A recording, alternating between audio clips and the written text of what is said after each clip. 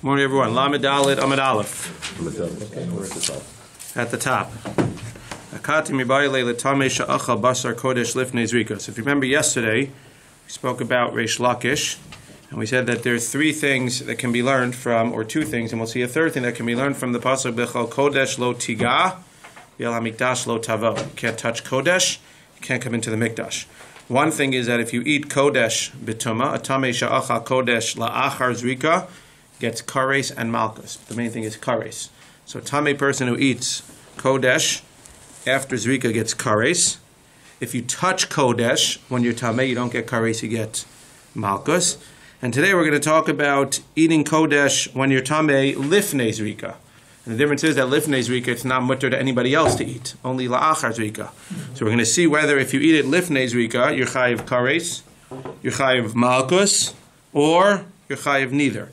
So the Gemara says, how can Reish Lakish learn that Ochel, Kodesh, B'tuma, Nogeya, Kodesh, B'tuma are going to be Chayiv, Kares, / Malchus, V'akatim, Yibayile, Tamei, Sha'achal, B'sar, Kodesh, Lifnei Zrika. We know that he needs that pasuk to teach me that a Tamei who eats Basar Kodesh is going to be Chayiv. Lifnei Zrika did Martamei Shachal Basar Kodesh Lifnei Zrika Reish Lakish Amar Loke Rabbi Yochanan Amar Eina Loke Reish Lakish Amar Loke Bechol Kodesh Lo Tiga, which we said means that you can't eat it, but the words use the word Tiga to tell me that you can't touch it as well. Lo Shna Lifnei Zrika V'Lo Shna La'achar Zrika. So you can't go ahead and touch Kodesh Lifnei Zrika or La'achar Zrika. Rabbi Yochanan Amar Eina Loke Kedetani Bardula Asya Tumaso Tumaso V'Chikasa Vahu La'achar Zrika. When it makes the Gzeret Shav of Tumaso Tumaso, so it's only La'achar Zrika. So again, according to Rabbi Yochanan, you would not get Malchus for eating Kodesh B'tuma Lifnei Zrika. But according to Rabbi Yochanan, according to Reish Lakish, while you wouldn't get Kares, you'll still get Malchus. Im Kain Lema Kraba Kodesh, Mai B'chol Kodesh. So the question to Reish Lakish was, how can Reish Lakish learn both things from this pasuk? Says the Gemara, Shma Minatarti, Mai B'chol Kodesh, Shma Minatarti. Should have said B'kodesh Lo Tiga. What's B'chol Kodesh Lo Tiga? That includes even Kodesh, eating Kodesh, even Lifnei Zrika. So again, the key point for today is that B'chol Kodesh Lo Tiga teaches me three things according to Reish Lakish. Tamei Sha'achal B'kodesh Lifnei Zrika Malchus. Tamei Sha'achal B'kodesh La'achar Zrika Kares and Malchus. Tamei Shanaga B'kodesh Bein Lifnei Zrika Bein La'achar Zrika gets Malchus. Zak the Gemara Gufa Tamei Shachal Basar Kodesh Lifnei Zrika Reish Lakish Amar Loke Rabbi Yochanan Amar Eino Loke Amar Abaye. Abaye says this whole machlokas about eating Kodesh B'tuma Lifnei Zrika, that's all B'tumas Haguf. When you're Tamei of a B'tumas Basar, we're talking about a tahor person eating Basar. That's Tamei Divrei Akol Loke. If you're talking about a Tamei person eating, talking about a tahor person eating Tamei Basar, then everybody agrees that you get Malchus for eating Tamei Basar. De'amarkra, Tar Sha'achal Basar Tamei Loke, De'amarkra, V'ha-basar. What does the pasuk say? There's a set pasuk that says, V'ha-basar asher yiga b'chol Tamei, lo ye'achel ba'eshi saref. If you have basar that's touching Tuma, i.e. the basar is Tamei, you can't eat it, you have to burn it. Now it should say, Kol tahor yochal basar. Any basar that's tahor you can eat. But it says, V'ha-basar. There's an extra word, V'ha-basar. What do you learn from that V'ha-basar?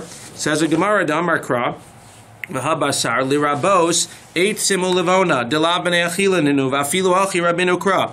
V'ha-basar includes inedible items, and since wood is inedible, and since frankincense is inedible, nevertheless, the fact that it has an extra V'ha-basar, if you eat those things, then you're going to be chayav for eating them. So too what? So too, what is meat lifnei zrika? Meat lifnei zrika is not logistically inedible, but halachically it's inedible. So just like we have the extra V'ha-basar to teach me that if you eat wood, which is inedible, and you eat frankincense, which is inedible, and at the end of the day, if you are, again, we're talking about tuma, what? So it sounds like we're talking about betumas basar, when the basar is tamei. That means even though, these are things where it says, L'rabas eitzim u'levana, l'tumas atzman, d'chibas hakodesh mechshartam, it sounds like when those objects become tamei. If the wood becomes tamei, or the incense becomes tamei, touches something tamei, and you eat them, even though they're inedible, you might think that it's not like it's a tahor eating tamei items. Says the Gemara, even inedible objects are included. Therefore, Reish Lakish will say that you can get malchus for eating an inedible object. Meat lifnei zrika for halachic purposes is inedible, and therefore lifnei zrika from habasar, the extra word habasar, you'll actually get malchus for it. Says the Gemara, Rava says no. Machlokes betumas aguf. He agrees that the machlokes is when we're talking about a tamei person eating kodesh lifnei zrika. The difference is aval betumas basar, when the basar itself is tamei, divrei akol eino loka. Then everybody agrees according to Rava that a tahor sha'achal basar tamei. This is specifically lifnei zrika, because we know that a tamei that eats basar tamei after zrika will in fact get kares and malchus. But if we're talking about a tamei, he says that a tahor sha'achal basar tamei lifnei zrika will get no malchus, according to everybody. My time, I came into lo karina be v'sumaso alav v'nichrasa lo karina be v'abasar sheyuga b'chol tamei lo yachel. Since you can't get kares for it, v'tumato alav v'nichrata, since when you're dealing with lifnei zrika, there's no kares involved, therefore there will not be any malchus involved either. Says the Gemara, so what do you do with that pasuk, Rava? If you're saying that a Torah person who eats tamei food, tamei basar lifnei zrika, will not get malchus, what do you do with the limud of v'habasar, where you have seemingly saying that a Torah person who eats tamei food, even basar that's inedible, i.e. lifnei zrika, you will get malchus? That was a good proof that Abaye had. Says the Gemara,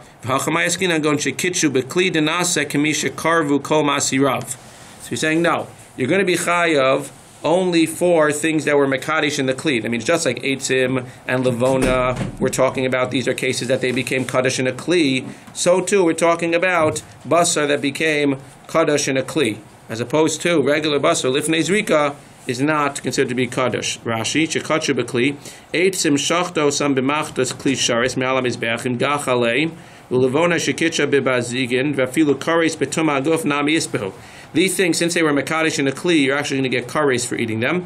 Therefore, over here, if you have a tahor that eats these things that are tamei, according to Rava, I understand why you'll get malchus. That's for habasar. But it's not going to include the meat that was lifnei zrika, which wasn't kitchel b'kli. It's not kol sheishel matir mishakarvu matirav, kol sheina matirim mishakadesh b'kli. Anything that has other permitters, i.e., anything that needs zrika and kabbalah, etc. So those things will not be mutter b'achila until you do all of the avodah. So to over here, these things will have no other avodas to them. So once they're mishakidesh b'kli, they'll be aser ba'achila. But again, that's not the main thing that we're seeing over here. Is that we have this machlokes Abaye and Rava. Abaye again says that if you have a tahor person who eats basar tamei, he will get malchus according to Reish Lakish because of the extra word v'habasar, which includes even things that are inedible. And according to Rava, no, that v'habasar is used for a different limud. It's used to teach me about the levona and the eitzim, which were mekadosh in a kli.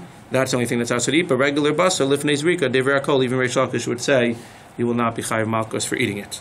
Itmar hamale ivari behema tmei al gabi hamizbeach. Now we're talking about bringing the ivarim, but seemingly it's talking about shechting a korban. If you shecht a non-kosher behema on the mizbeach, what's an example of a non-kosher korban on the mizbeach? Non-kosher behema, a sus and a gamal. Rashi says a horse or a camel. So that's an interesting question in terms of not in terms of size. I was talking. You're talking about in terms of like how did they happen to get it in there? Everybody knows those. Right. So interesting. Yeah. So it could be that's why it says hamale evari behema tmei al gabi hamizbeach. You put the actual evarim. I mean, if you're starting to bring bones, so maybe I don't know. I didn't think about that. That's interesting. Ishlakish amar loka. Yeah, I mean the bones are bones. You cut them up. I mean, I don't know. Do you know what gamal bones look like? Of course you do. I'm not such a butcher doesn't know what a bone looks like. He does, but who said that the guys are? Oh, you're saying that all the Kohanim know exactly? Yeah, could be. Amalei vari behema tmei al gamizbeach.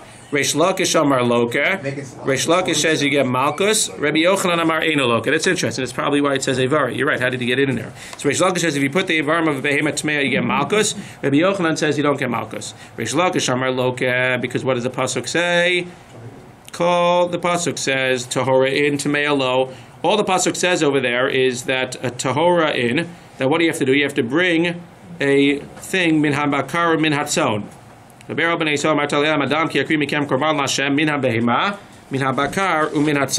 So what do we say? We say you have to bring a bakar or a tzon. So therefore, tahora in to me'alo, right? We know from an asay, you could sometimes learn a lav. That's called a lav haba miklal asay. The lav haba miklal asay lokan a lav. He holds that if you have a lav that's ba miklal asay, the fact that it has to be dafka, bakar, its own. If you bring something else, that's a lav haba miklal asay. Lav haba miklal asay lokan a lav. Yochanan amar ein lokan a lav. La haba miklal asay ein lokan a lav. He agrees that a lav haba miklal asay, it is a lav haba miklal asay, but a lav haba miklal asay is ein lokan a lav. Most of Rabbi Yirmiyah, osa tochelu v'lo behema tmeya. But you see that when it says so they learn you can only eat those kosher animals, not a behemoth tmeya. It's a lava ba meklala say. But if you eat a non-kosher animal, you don't get malchus from this. Now you do get malchus for something else. Rashi clearly points out you have another lav that says you can't eat non-kosher food. But from this lav or this lava ba meklala say, from this pasuk, that these you have to eat. If you're over it, you don't get malchus for this specific lava ba miklal asay. But you clearly see that a lava ba miklal asay is an asay, and therefore a lava ba miklal asay is ein lokin alav. Right? The fact that he says lokin alav means a lava ba miklal asay you treat as a lav. You clearly see over here that lava ba miklal asay is an asay. So how is it possible that Rabbi Yochanan can say, or Rabbi Yishak should say lokin alav? Amalei Rabbi Yaakov Rabbi Yirmiyah bar Tachlifa asaber l'cha. I'll explain to you. You're right. Everybody agrees that if you bring the bones of a gamal or a sus on the mizbeach, lo pligi, that it's an asay, and therefore it's lava ba miklal asay asay, and there's no malchus. Where do they argue whether you get malchus or not? Ki pligi bechaya. When you bring a kosher chaya, what's an example of a kosher chaya? A deer. Oh, a deer. Oh, a deer. Ki pligi bechaya. V'hachi amar. What's it saying? Rabbi Yochanan amar over b'asay. Rabbi Yochanan says you're over and asay. Rish Lakish amar ino over b'velo klum. And as Rashi points out, they both agree. First of all, you'll notice something interesting. Two things Rabbi Yaakov bar Tachlifa is saying. First of all, he's saying we're not dealing with malchus at all. Everybody agrees that lava ba miklal asay is an asay, and everybody agrees that when you're dealing with a vari behemoth tmeya, there's not only talk about it's a lava ba miklal asay asehu. They're talking about a chaya, and the question is by a chaya you don't get malchus, but the question is, are you even over an asay at all? That means, is chaya excluded? They all agree that a behemoth tmeya is excluded from the behemoth. Minatzon min abakar. Is a chaya excluded as well to at least make you over an asay? That's the first thing that he's adding. The second thing he's adding, if you notice, is that he switches the opinions around. He has Rabbi Yochanan being the more machmir one, and he has Rish Lakish being the more meko one. So he switches the opinions around. Rabbi Yochanan are over b'asay, that just like you're over an asay, again, no malchus in the discussion, but just like you're over an asay when you bring a behemoth tmeya, you're over an asay when you bring a chaya tahora. And Rish Lakish says no, that even though you're over an asay when you bring a behemoth tmeya, if you bring a chaya tahora, you're not over an asay. Says the Gemara, Rabbi Yochanan are over b'asay, behema in chayalo, that when it says behema sonu bakar, it says behema mina bakar mina tzon. Rish Lakish amar eno over alav bivelo klum hahula mitzvah. That no, it's saying behema, there's a mitzvah to bring a behema. But however, if you're going to bring something else, if you bring a chaya, then you're going to be yotzei as well, or it's a rishus to bring a chaya. So again, it's just a machlokas of whether it's excluding chaya or not. Mosiv Rava ilu nemar korban lashem. What does the pasuk say? Korban lashem min habehema. If it would have just said Korban Lashem Min HaBeima and stop there, and it didn't say Min HaBakar or Min HaTzon, Hayisi Omer Chaya B'Klal Be'ema, then you can argue that a Chaya is included in a Be'ema. Like who? Like Rish Lakish is saying. Kinin Shneimar Zos HaBe'ema Asher Tochlu Shor Sek Savim V'Se'izim Ayil U'Tzvi.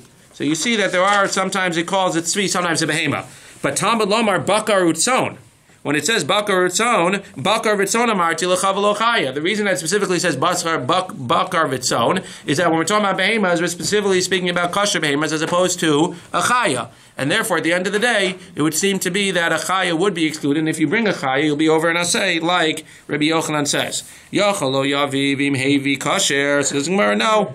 It could be that you shouldn't bring. But if you bring it, you're not over an asay. That means it could just be, he would argue and say, no, it's only a lechatchila thing. You're right, but b'diavad, if you bring it, it'll be kosher. Halamazadoma. So the Gemara says, what is this comparable to? One can argue that no. One can argue that, Rish Lakish, you're pulling too much stick over here. That means you can't say, well, if you bring it, then it's kosher. You shouldn't bring it, but if you bring it, it's kosher. Why? Halamazadome, because what's this whole thing comparable to? It's comparable to the following. Please get me a coffee. He brings me a cup of coffee, and he brings me a tea. It's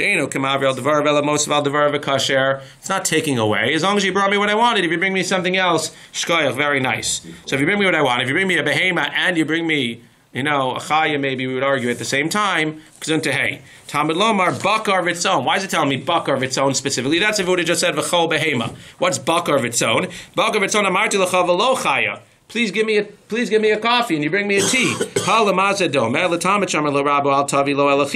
Don't bring me li elachitin ve'evi lo chitin usorim.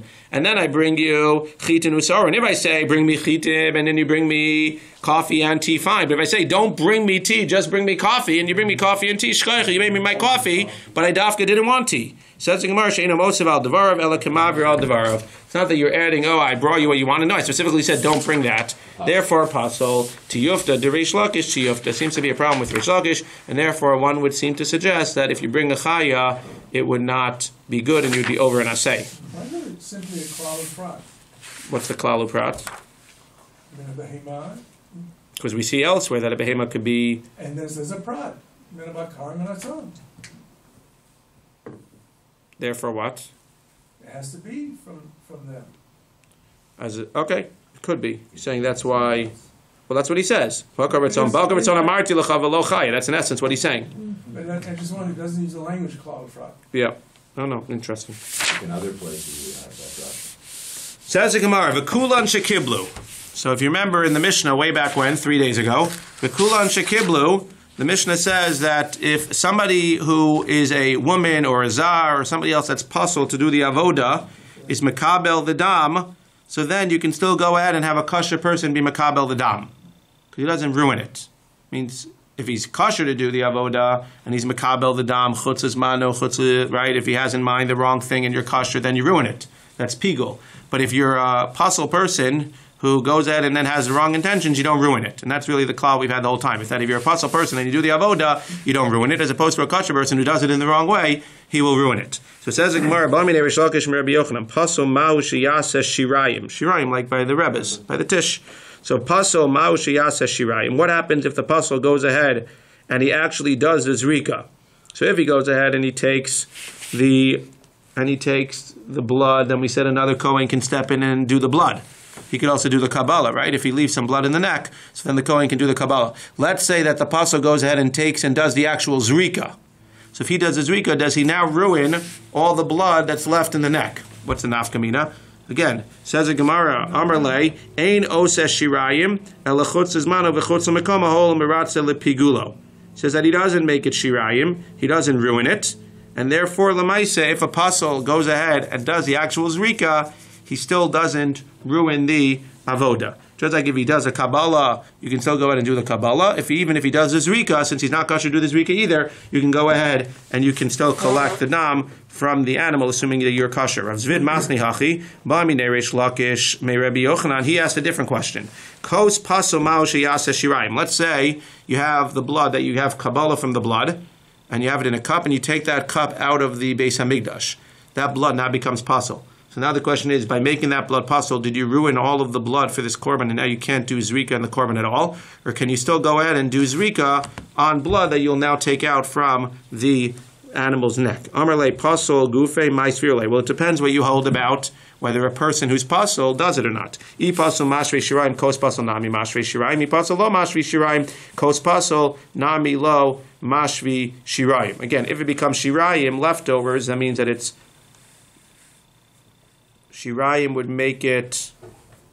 Right,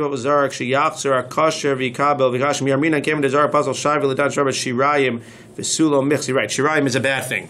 Even though in general by the Rebbes it's confusing, because by the Rebbes shirayim is a good thing. Over here shirayim is a bad thing. You don't want the blood to be shirayim. If it's left over, then you consider it to be pasul. So he says whatever you hold by the pasul, that's what you hold here. If you hold that when the pasul does rika, so he ruins the blood in the neck, then you'll also hold that if the cup leaves the Beis Hamikdash, it ruins the rest of the blood in the neck. And if you hold that when the pasul does rika, you could still go ahead and do Kabbalah and zrika with the blood in the neck, then you'll say the same thing, that when the kos leaves the temple mount, then so too, or when it leaves the when it leaves the temple, he says remnant, shirayim. Yeah, that's the leftovers. So when it leaves the temple, it'll ruin it as well. Says the Gemara. So that was the shaila, and again, it didn't seem to answer it. Says the Gemara, hachi ba'mine abaye me rava or me rabba, kos mao sheyases chavero dichoy o shirayim. Does a kos make its friend? He takes 2 cups. 1 second, I didn't get up to that yet. You're jumping ahead. It's okay. Please take over. Let's go. Hold on, we're just going to turn the camera. You're reading Rashi though. Rashi says, "Mao sheyasas chaver dichoy shirayim." So what happens here? If you have a chata, as Rashi says, as the doctor said, and you take it into 2 cups. So we know if I take all of the Kabbalah into 1 cup, and then I do the Zrika, I don't do Zrika on the entire cup. What do I do with the leftovers? El Yisod HaMizbeach. And we know, as we'll see in a second, that the leftover blood, whatever remnants of blood, whatever shirayim of blood there is in the neck of the behemoth, doesn't go on the Mizbeach. That gets poured into like a pipe or a canal, and it goes down. What? It's like a drain. It goes to the drain into the kidron, right? So the question becomes now, if you have cups, let's say you take 2 cups and you fill them up with the Kabbalah, right? But now you only do Zrika from one of the cups. So what's the status of the other cup? Is the other cup similar to the blood in the neck, which will go down the drain? Or is it similar to the blood in the other cup, which will go onto the yesod of the Mizbeach? Says the Gemara, that's dichoy. Dichoy would be pushed off, it would go down the drain. Shirayim would be that it goes on the yesod. Says the Gemara, Amarle pluktu Rabbi Lezer Rabbi Shimon for Rabbanan. Detanya lemalahu omer. We have one passage that says es damo yishafech, lematu omer ves kol dama yishpoch. So you have one thing that says that you pour the blood, and the other thing says you pour all the blood. So how is it possible that you pour the blood or you pour all the blood? Seemingly, it would sound like you pour some of the blood on the yesod. It's talking about on the yesod, and the other one says you pour all the blood. Minayin lechata shekibel dama ba'arba kosov zenasa matana achas mizeh matana achas mizeh shekula nishbach in the yesod tamalomar ves kol dama yishbach. How do you know that if you have 4 cups and you take a little bit from each cup to do the zrika, that each leftover cup, all the leftovers in all 4 cups, which you did zrika from each 4 of the cups, go on the yesod? That's ves kol dama yishbach. Yachol natan arba matanas because echad yukula nishbach in the yesod tamalomar ves damo. So the reason that it says all of the blood and some of the blood is because whatever you do Zrika, it means if you do Zrika from all of the cups, then all of the blood goes on the Yesod. If you only do Zrika from one of the cups, so then only the blood from that cup goes on the Yesod and the Mizbeach, and the blood from the other cups will go down the drain. Rabbi Elazar, Rabbi Shimon Omer, Minayin lechadish kibel dam Rabbi Koz nasan dal matanas because echad shekula nishbach in the yesod. Tam beloma ves kol dam yishbach. No, he learns that ves kol dam yishbach is across the board. You always spill all of the blood, and even if you only take blood out of one of the 4 cups, the other 3 cups, the blood will be poured on the mizbeach. V'alksiv as damo yishafech. But it says that you only spill some of it. No, some of it means not some of the cups. All the cups go on the yesod. The sum of it that it's excluding is that everybody agrees that the blood that's in the neck will actually go down the drain. Says the Gemara, Kibel habasar hakasher. Kibel hakasher v'natan lepsul. If you remember in the, again, and top of Lamed Beis Amid Aleph, it said that if a kosher person does a Kabbalah and then hands it to a puzzle person, it doesn't ruin it by handing it to the puzzle person, which we're going to call dichoy, sort of pushing it away, but you can take it back and then you can do the zrika. If you put it from your right hand into your left hand, you put it back into your right hand. If you pour it from a kli kodesh to a kli chol, you pour it back into the kli kodesh and then you can do the Kabbalah. The obvious question is, and then you can do the zrika. What do you need all 3 examples for? Why don't you give me one example where you don't ruin it by temporarily making it unfit, so then seemingly you would never ruin it when you make it temporarily unfit. Says the Gemara, what do you need all 3? So we're going to go in order. Do yashmin and pasul? If you tell me that if you give it to a pasul person it doesn't ruin it, hava mina my pasul, what might you have thought? You might have thought that a pasul person is specifically tameh, and we know that a tameh is the chazi lavodat tzibor. Maybe specifically the reason that when you hand it to a pasul person who happens to be a tameh, the way we're learning, that it doesn't ruin it is because there are certain cases where Tameh could actually do the whole avodah himself. Tumah b'tzibor. Aval smolo, but you might think since you can never use the left hand, you cannot go ahead and if you put it into the left hand, as soon as you put it into the left hand, you ruin it. So as Gemara, not so quick. V'yashmin and smol the islay achsher Rabbi Yom Kippurim. There actually is a case where you can use the smol on Yom Kippur. What's that? When the Kohen Gadol takes the shovel in his right hand, the shovel of the gecholim in his right hand, and he takes the the spices, the incense in a spoon in his left hand. So there are times, there's at least one time a year, where the smol is able to be used. And if the smol is able to be used even once a year, then I understand why it's not going to ruin it in this specific case. About kli cholo, but maybe by kli chol it won't ruin it. If you only told me the kli chol, you might say that the kli chol you could actually make it holy anytime you want. I didn't understand this one last thing. It means I understand that I can't go ahead and I can't make a left hand into a right hand, but I didn't understand what the Gemara was saying when it says you can't make a puzzle into a kosher. It means it's seemingly talking about not a case where he was tameh. It's assuming that puzzle now would be again, because it just said havamina, but it seems that puzzle does not just mean a tameh. That was just why he couldn't write puzzle by itself. But once it writes puzzle, it sounds like anybody who's puzzle. If you hand it to anybody who's puzzle to do the avoda, woman, this and that, you can't go ahead and make them. I think that's what it means. So you can't change okay. Back then, you couldn't change a woman into a man. So at the end of the day, you can't go ahead and make a puzzle into a non-puzzle. Today, okay. Anything goes. Yeah. Today the times have changed. Maven Yavin. Okay. Never knows watching DAF Yomi. Okay. Says the Gemara. I can't change the genes, though. We should stop here. Says the Gemara. Tzricha. That's why you need all three. V'lahavi le'dichoy. Says the Gemara. Inachanami. So you teach me all three, but at the end of the day, it should be dichoy. Why, in fact, do you not go ahead and say that once you put it into, like, it's very nice that you told me why you need all three, but why are any of them going to work? Why don't we Einachanami say that once you push it off and you ruined it? Amalei Ravinu Lavashi, Hacham Rabbi Yirmiyah Midifti Mishmei de Rabba Hamani. Who is this? Like Chanan HaMitzri who delesle dechuyin. Cool name. So Chanan the Mitzri, who says that there's no such thing as dichoy. Where do we see this? Titania, Chanan HaMitzri Omer, Afilu Dam Bekos, Maybe Chavero, Umizaviglo. What does this mean? This means that we know that on Yom Kippur, as Rashi explains, you have to have the Soyer Lashem and the Soyer HaMishtalech, the Soyer that's sent out La Azazel. So what happens when you shech the Soyer Lashem? You take the blood in the cup, and then you go ahead and you want to send the Soyer Mishtalech away. What happens if the Soyer Mishtalech drops dead before he goes over the cliff? So does that ruin the blood? Because this is a pair. So does that ruin the blood of the Soyer Lashem or not? Says Chanan HaMitzri that if you have the dam in the coast, then you don't ruin it. There's no dichoy. You don't push away this blood and say this blood is no longer good. You can go ahead and bring him a new zivug, you bring him a new pair, and then you have a Sar HaMishtalech, a new one, and you send him away. Rav Ashi, what? From the first two? The blood. So I'm saying you don't have to get a new Sar Lashem. You take the blood from where the question was. Exact. Right, so it's interesting. So the Gemara is saying that you have to bring. That's interesting. I didn't actually think about that. They'd have to chef one more, and then have to get rid of the blood of the second one. Doesn't sound like it. It sounds like they're bringing one more. Sounds like they're bringing one more, and you're going to 1 second, and you're seeing in a second. I think Rabbi, you might be coming on to something that Rashi says. 1 second, we'll see in a second. Vishamina lei. I'm sorry. And Amar Rav Ashi Amar Kol Shebiyado Lo Have Dichoy.